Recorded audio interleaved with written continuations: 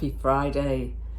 So I've been exploring the DDI report 2023 Global Leadership Forecast, which is pretty damning in its assessment of current leadership in our organisations and the quality of leadership.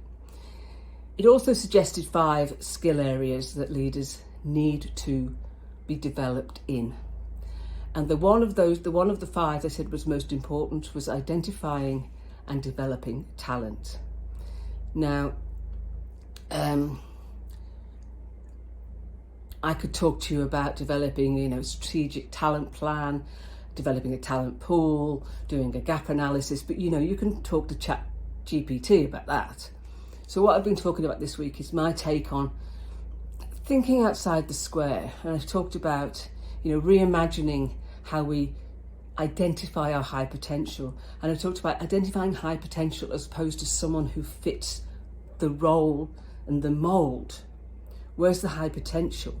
And I talked yesterday about the characteristics and behaviours we should look at people that indicate the high potential.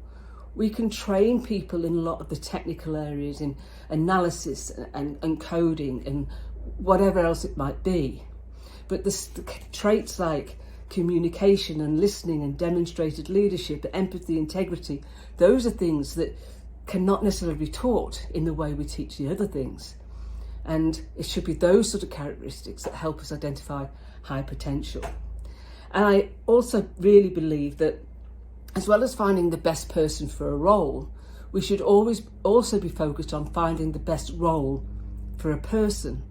So as a leader, when we're conducting our one-on-one meetings with our employees, we should be exploring what is it that really motivates you in the role and the job that you do.